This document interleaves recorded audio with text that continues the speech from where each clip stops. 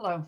I would like to take this opportunity to tell you a bit more about the book, Plantation Life, Corporate Occupation in Indonesia's Oil Palm Zone, which I authored together with my colleague from Gadjah Mada University, Pujo Smadi. So the first thing to note is that what we are attempting to do in this book is an ethnography. We're trying to give the reader a sense of what it is like to live in Indonesia's plantation zone, the character of everyday life. And in Pujo's visual tour, I think he's given you a good sense of many dimensions of that. So what I want to do is give a bit more of the kind of political and economic context that we're working in. So here we are, authors, sitting over a pile of notes. It's good to recall always that there are two voices present in this book, sometimes taking slightly different angles, but definitely in conversation. So this is the first image I want to show you, and the red in the picture is all of the area which has already been given out in Indonesia as oil palm plantation concessions. So it is a vast area, and this is from 2018, some years ago. The total given out in plantation concessions is currently about 1/3 of Indonesia's total agricultural land, all of the farmland in the country.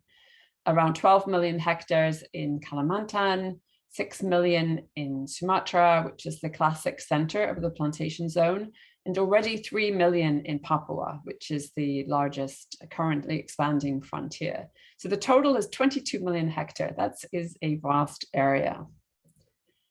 This is what such areas then look like. If the area is flat, is laid out in this way on a linear grid.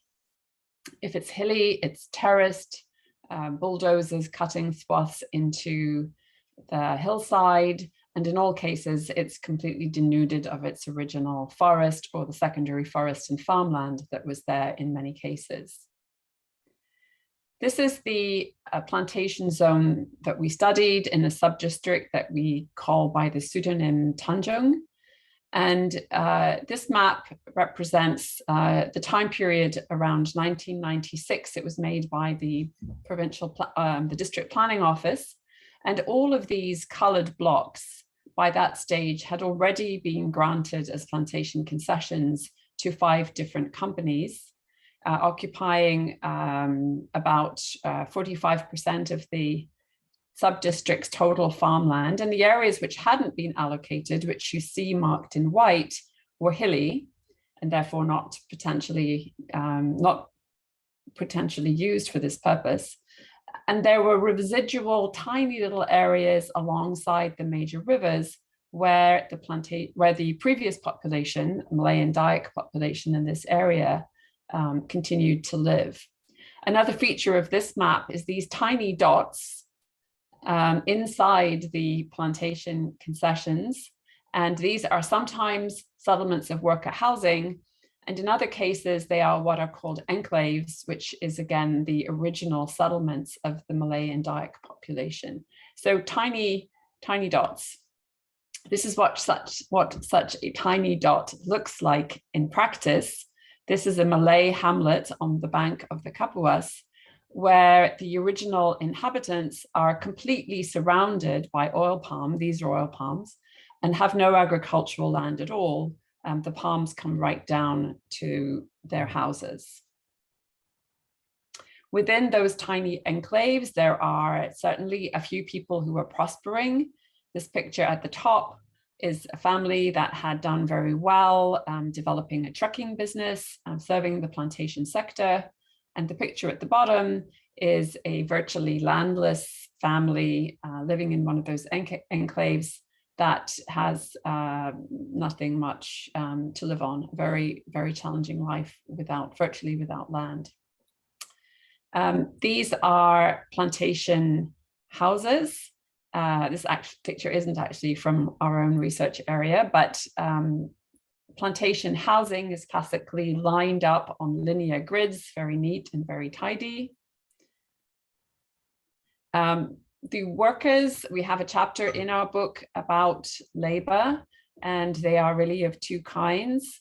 On the one hand, women like this at the top, this one at the top, who is recruited from one of those enclaves and works on a casual basis doing maintenance work for a daily wage without any labor benefits, because according to Indonesia's labor law, casual and temporary employees are not granted rights such as pensions and health coverage. The picture in the bottom is a migrant worker hired as a harvester, and these workers are do have some labor protection, but their working situation has been deteriorating over time as the plantations have switched from a permanent labor force to an increasingly outsourced one. So this worker, for example, is on a 2-year harvesting contract without access to housing and benefits for his family. The other component of the plantation landscape are smallholders.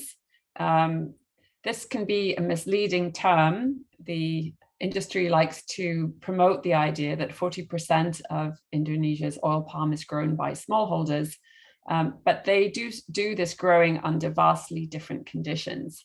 So most of them are people like this who are bonded to the corporation and who are allocated 2-hectare plots of land, which are planted by the corporation on the same linear grid as all the rest, but they have responsibility for harvesting and for getting the crop to the roadside where it's weighed and taken to the factory by truck.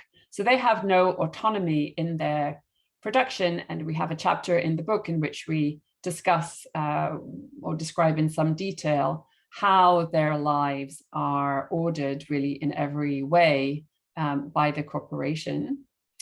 There are other smallholders who have planted oil palm on their own land, and the dynamics of that kind of smallholding are really very different. Transportation is a huge issue in the plantation zone. The roads are difficult to maintain, and you often have scenes like this one with a sunk truck. Ironically, kupu kupu, the name of the truck means butterfly. It's not flying here.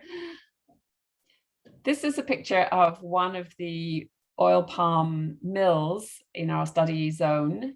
And as you can see here, it's a vast belching machine, very striking in an interior landscape. These are the palm fruit waiting to be crushed. And the product that this mill produces is called crude palm oil. And it goes from here in barges down the Kapuas River, where it's taken elsewhere for refining. What is all of this oil used for? Well, 50% of the products in a supermarket in Europe or North America contains palm oil in some format. It's used in junk foods, cosmetics, detergents, and also as a biofuel. So it's highly versatile and very much sought after by food and other kinds of manufacturers. Interestingly, though, Indonesia produces 50% of the world's palm oil, and 65% of it is exported to India, where it's popular as a relatively affordable cooking oil. So if one thinks of changing global consumption patterns, a rising middle class in India, able to afford more fried food, is one of the main importers of this product. And I want to end with this picture. These are palms which have been injected with a herbicide to kill them, so that when they've become too tall to harvest, and after the palms have died like this, new palms are planted underneath them. So these are new palm seedlings which have been planted. So this is a system of production which, once it has been initiated, the land is cleared, the first generation of palms have been planted, can be continued and is in fact continued for multiple generations. So there are some oil palm plantations in Malaysia which are already in their third planting on the same land, simply by killing off the old palms and planting new ones underneath. So this is in sum a vast transformation of the landscape. 1/3 of Indonesia already allocated to concessions will one day look like this. At the moment, about 12 million hectares of that land has been planted, and the rest is held in land banks and in reserve for eventual planting in this format. So this is the shape and the character of the Indonesian countryside now and to come.